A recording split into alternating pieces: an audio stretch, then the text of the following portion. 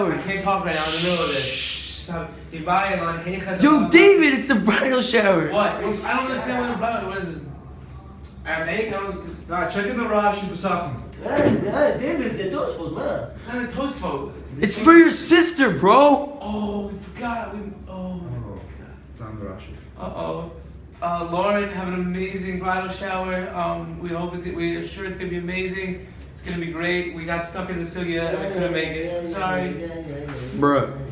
Hey, Lauren! We just wanted to wish you a huge mazel tov on your shower. We hope you don't get too many embarrassing gifts. We're sorry we can't be there to enjoy it with you. But we can't wait to see you later this week. We love you! Say I love you! Ezra wants to say something to Lauren too.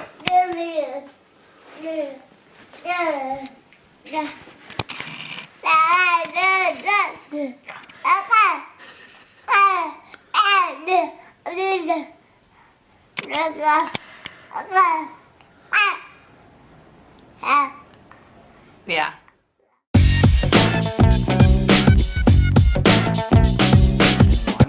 What did Lauren wear on her first date? Where did we go? And which door did I use? So I believe Lauren wore a black and white sweater, which she will tell you I did not remember at first, but we have discussed this in the past, and she reminded me. We went to Turnpike Cafe in Queens, and I went through the front door, not the side door. I did not even park in her driveway. I parked in front of the house, actually, which I don't think I have done since the first date. When was the first time Lauren and I met? Question number 2. I believe it had to be one of Stacy Schlesinger's birthday parties. I don't know what age, what year, but that was definitely the first time that we met. Question 4 on the list. When we were getting engaged, in what ways was Lauren clueless? So there were a number of stories that I could point to which made us wonder just exactly how much Lauren knew or not. Firstly, on Thursday night before we got engaged, Lauren's mom was at a friend's house helping to arrange all the details for the engagement and for the l'chaim, and she had told Lauren that she was going to Sheva Brachos at Chosen. David, that night, after getting back from Kilimanjaro, had gone to pick up Chosen for dinner, and when he came back, Lauren said, "Oh, did you see Mommy there?" And David said, "She's not there, what are you talking about?" And Lauren said, "Yes, she is." David, realizing what he said, "Oh, you're right, she probably was, I didn't see her."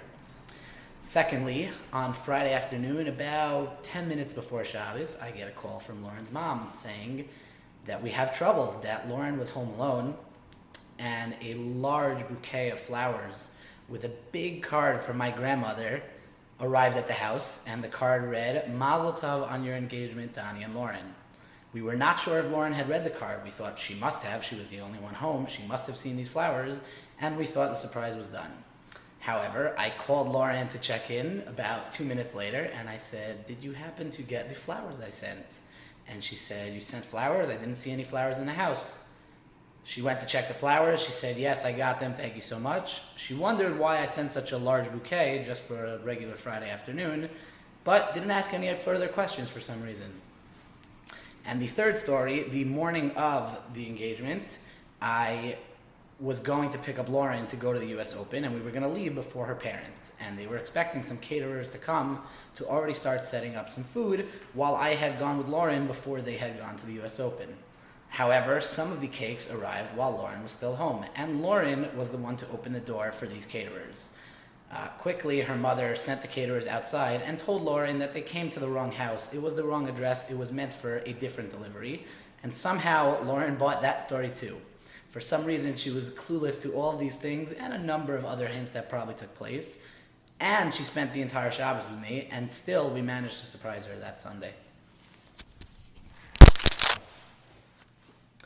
Question 19.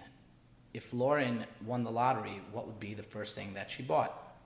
I think Lauren would try to buy the cheese store. Not coffee from the cheese store, just the cheese store. And then she would close it and make it her personal coffee shop. Question number 23. What is Lauren's most repeated sentence or phrase? While I don't think there's any specific sentence or phrase that Lauren says so often that it has become her sentence or phrase that we would notice she repeats, there are a number of phrases that Lauren does say once in a while, but specifically the way she says them is what makes them unique, and she says them all in the same manner. Phrases like, I'm freezing, or I'm starving.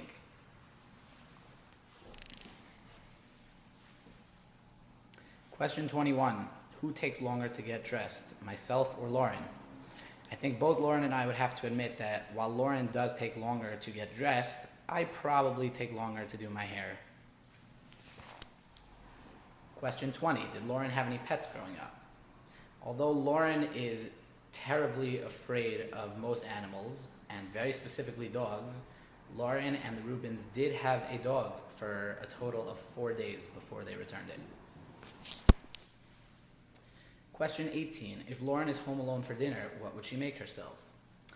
Lauren would either make herself banana pancakes, although I have never seen them and only heard about them about a month ago, or Lauren would make for herself corn-thin pizzas.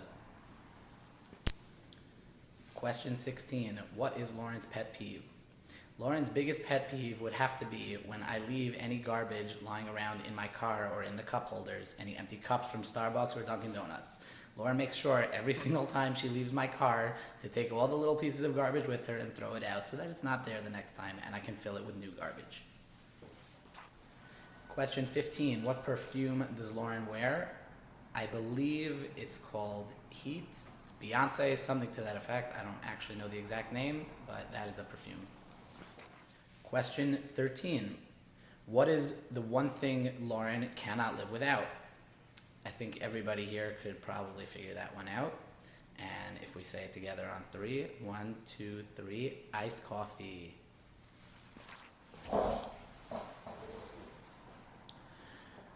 Question 7. What is Lauren's favorite coffee, ice cream, vitamin water, and Snapple flavor?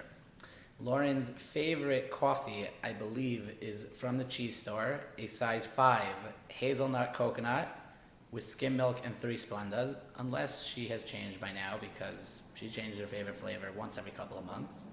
Lauren's favorite ice cream depends. From a regular ice cream store is usually coffee, but from the Yuli would be cookies and cream. Lauren's favorite vitamin water was definitely, I believe it's called Glow, although it no longer exists. And Lauren's favorite Snapple flavor is Diet Raspberry. Question 8. It's midnight and Lauren is hungry for her snack. If she is parv, what would she eat? If she is dairy, what would she eat? This is a trick question because Lauren would never be parv at midnight anymore. But if she was, she would probably eat French Toast Crunch. And if Lauren was dairy, she would probably eat some type of ice cream. Question 6. If Lauren was gluten-free, what would she eat first? Lauren has told me a number of times she has no interest in eating pizza, she has no interest in eating sandwiches, things like that. I think the one thing Lauren would quickly eat if she were no longer gluten-free would be cookie dough ice cream. I think that would be her favorite flavor. Thankfully, they make gluten-free cookie dough ice cream now, but that is what she would have. Question 9. What was Lauren's favorite date? I don't think it was so much an official date, more just the two of us getting together. But I think I would have to say the morning after she got back from Israel for Pesach, we went to Starbucks together before I went to school, and that was probably her favorite, if I had to guess. Question number 12. What is Lauren's favorite color to wear? So it's not really her favorite color to wear necessarily, but Lauren does wear a lot of gray. Underratedly, she has a lot of green too, although she would not probably say green, but Lauren wears a lot of gray. If I could describe Lauren in one word, what would it be? Question number 24. There are obviously many incredible and amazing words I could use to describe Lauren, but if there was one that I had to pick to really describe and encapsulate her entire character, I think that word would be giving. Everybody knows that Lauren is an incredible friend, an incredible sibling, daughter, niece, who is always willing to help out, who always wants to do whatever she can for any person in need and help out in whatever way she can. Lauren is always willing to take whatever she's feeling or her opinion or her thoughts and put them aside for the sake of somebody else, to make somebody else happy and to make sure that they feel comfortable in any situation. Giving is definitely a characteristic, is a word that describes Lauren that I think really describes her entire character so beautifully, and it's just one of the many characteristics of her that I really love so much.